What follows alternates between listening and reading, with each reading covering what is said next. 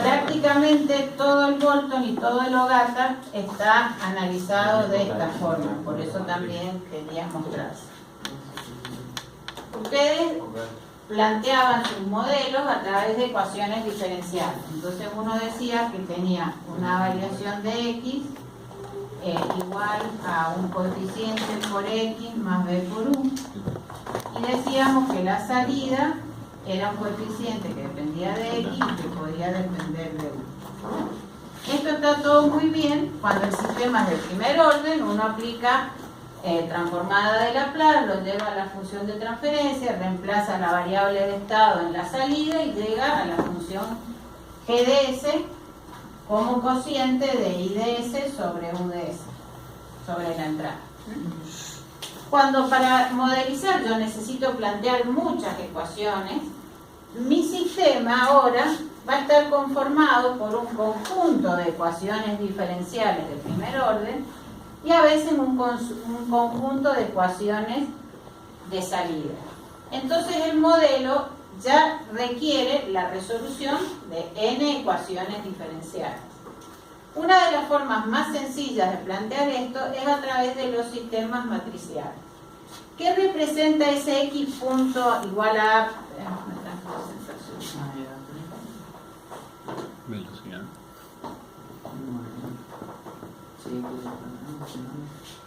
Este x punto no es más que un vector conformado por variables de estado x1, x2, x3 respecto del tiempo.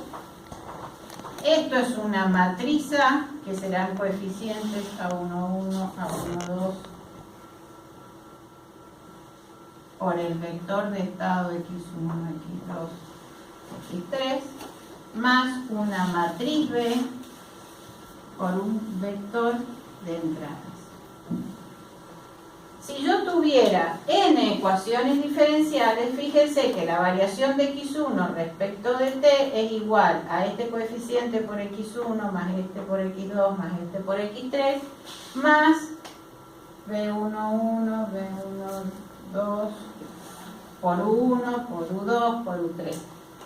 Una ecuación diferencial en donde una variación dependa de varias variables de estado y de varias entradas, yo la puedo terminar planteando como una ecuación matricial. Entonces ahora tengo una matriz A, una matriz B, y con las salidas voy a tener una matriz C por el vector de variables de estado, porque pueden haber interacciones y depender de más de una matriz D por el vector de entradas. Este nuevo conjunto es un conjunto muy semejante a este, pero en donde estoy representando a través de dos ecuaciones matriciales n ecuaciones diferenciales, interactuantes en la medida que esta matriz tenga coeficientes distintos de cero.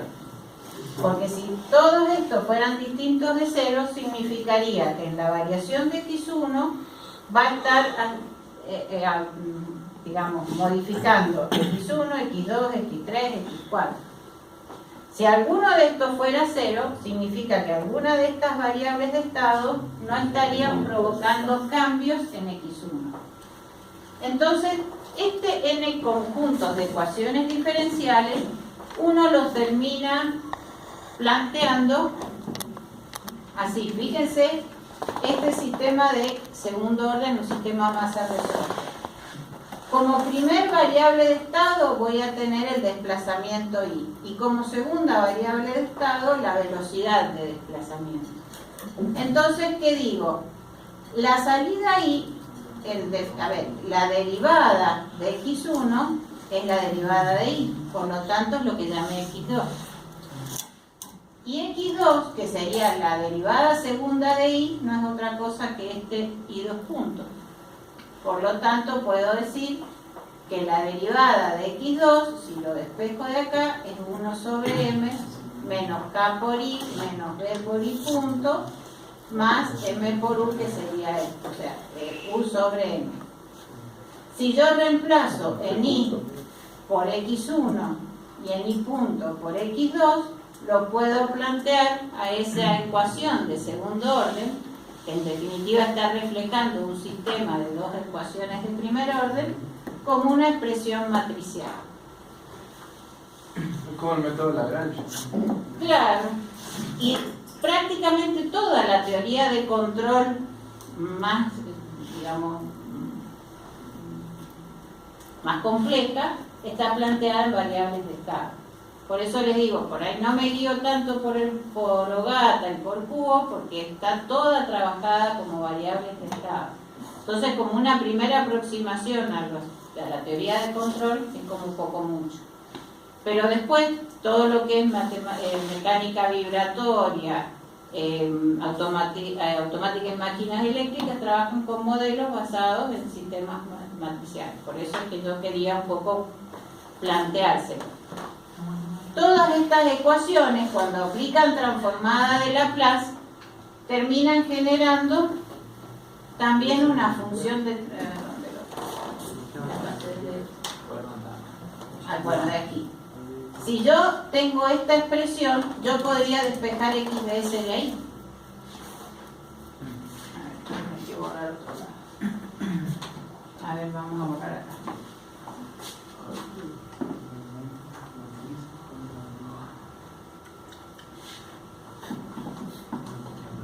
Fíjense que aplicando transformada de Laplace a la derivada es S por el vector, o sea, por el vector de las transformadas de Laplace x1, x2, x3 menos sus condiciones iniciales, que es lo mismo que haber aplicado transformada de Laplace a un término diferencial, igual a por x de s más b por u de s. Si yo saco factor común, va a quedar s de x de s menos a por x de s igual a b por u de s, considerando condiciones iniciales nulas. Puedo sacar factor común aquí. ¿Cómo voy a sacar acá el factor común? Por la identidad menos a por x de s igual a b por u de s. Si despejo x de s de aquí, b por u por la matriz inversa de A, y si lo reemplazo en la salida, y de S va a ser C por la matriz inversa de A por B por U más B por U. Si yo saco factor común U y llego a la función de transferencia definida por I sobre U, voy a ver que en definitiva la función de transferencia ¿de qué va a depender?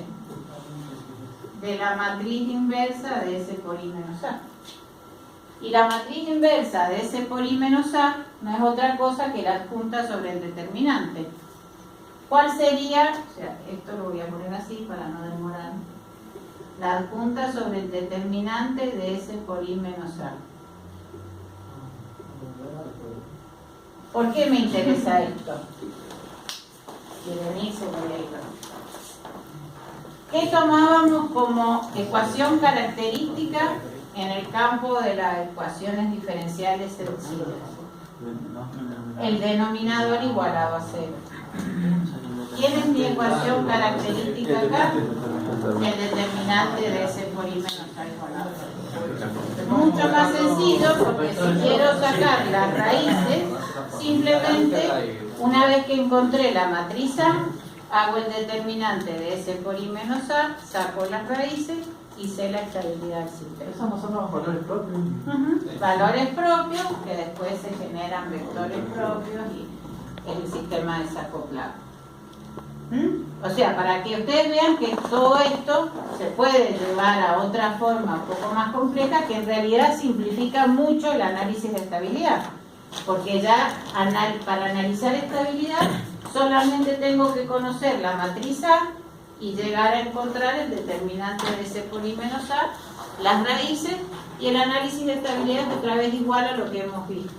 Si las raíces tienen parte real negativa es estable, si tienen parte real cero es oscilación. Bueno. Esto era que ahí profundizábamos un poco más la modelización a través de sistemas multivariables, pero digamos, es un poco más de lo mismo, pero llevado a un modelo matricial. Esa unidad no la hemos alcanzado a dar y va a quedar, ustedes la van a ver en otras materias igualmente, pero como que es como para que para la semana que viene. No, fue somos reinteligentes. sistemas complejos es mucho más fácil modelarlos a través de Tema Fontana. Bueno, eso es lo que nos quedó pendiente. Eso era lo que quería más que nada mostrarles, porque bueno, si ustedes miran Ogata van a ver que en Ogata, salvo las primeras unidades, después todo lo trabaja matricialmente.